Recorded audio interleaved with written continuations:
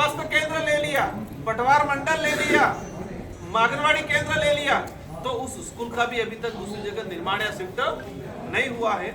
तो इन समस्त मांगों को लेके हमने प्रशासन के माध्यम से सरकार को अवगत कराया है अभी एक डेलीगेशन के थ्रू, और अगर सरकार हमें लिखित में सहमति देती है और जो आंदोलन में बैठे उन साथियों की भावना के अनुरूप अगर हमें आश्वस्त करती है तो हम धरना समाप्त करेंगे। लेकिन किसी प्रकार का हमें लिखित में और ठोस एक आश्वासन नहीं मिलता है तब तक हमारा धरना जारी रहेगा। ये मेरा नहीं है, धरने पे बैठे हुए सारे पदाधिकारी, पार्टी के सामाजिक और जो पीड़ित परिवार है उनका है।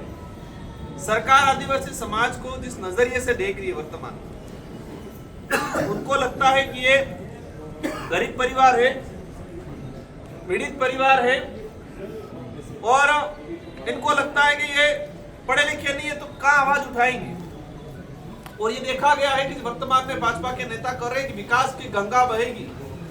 आप विकास की गंगा की बात करें, जो पीड़ित परिवार जिसकी स्कूल है, जिसका आंगनवाड़ी, उसका नहीं बना पाए आप 5-10 सालों में। इन लोगों के लिए घर बनाए, छोटे छोटे कमरे बनाए, बॉक्स 600 स्क्वायर फीट के बता रहे, उस बॉक्स के अंदर कौन रहेगा। तो जिस तरह से आदिवासी समाज के साथ जो अत्याचार, जो कुठाराघात हो रहा है, इनकी मांगों को लेके हमारे समस्त पार्टी पदाधिकारी, विधायक जी और सामाजिक पदाधिकारी सब मिलकर आंदोलनरत हैं। उम्मीद है अगर सरकार सच में थोड़ी भी संपत्ति रखती है और क्या छोटा सा भी दिल है तो इन लोगों की वाजिब मांगे उसको पूरा करेगी। अगर पूरा करेगी तो हम धरना समाप्त करेंगे, बाकी नहीं करेगी तो हम धरने पे जाहिर रहेंगे आज की पूरी नाट। तो आपको लगता है नरेंद्र मोदी आ रहे हैं तो वो आपकी मांगे सुनेंगे वाजिब? जिस तरह से भाजपा के लोग दावा करते हैं कि ये डबल इंजन की सरकार है, वो दावा करते हैं कि मोदी जी गरीबों की मसीहा है, तो मेरा यही कहना है कि मैं खुद मिला था स्वयं इस मांग को लेके, और आज इतने दिनों से परिवार पीड़ित है। आप शिलान्यास करने आ रहे हो, जिस जमीन पे आदिवासी बैठा था उस पे आप शिलान्यास कर रहे हो। आपका मन कैसे मानेगा जिस आदिवासी परिवार को आज भी जमीन नहीं मिली है, वो दर दर की ठोकरें खा रहा है, उसको उचित मुआवजा नहीं मिला है, उनके बच्चों को पढ़ने के लिए स्कूल नहीं बनी है जो स्कूल इसमें जा रही है।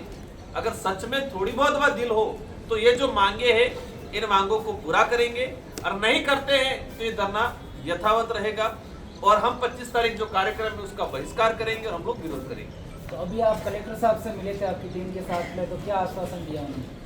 कलेक्टर साहब स्तर के जो बात है वो उन्होंने कहा है कि मेरे स्तर से जो है हम करेंगे। बाकी एनपीसीएल और सरकार का मामला है तो उन्होंने सरकार के जो लोग हैं उनको मैसेज करा दिया है। अगर वहां से सरकार अगर सच में आदिवासी समाज इस क्षेत्र के हितैषी है तो इस पे अमल करें। और मैं कह रहा हूँ चलो वाजिब मांग नहीं है, अगर भाजपा के लोग कमेंट कर रहे हैं, कुछ कांग्रेस के भी लोग कमेंट कर रहे हैं, तो आप प्रेस कॉन्फ्रेंस करो कि हमने क्या मांगे रखी है। इन मांगों को पॉइंट टू पॉइंट भाजपा के लोग स्पष्ट दें कि इस मांग ये गलत है, ये मांग गलत है।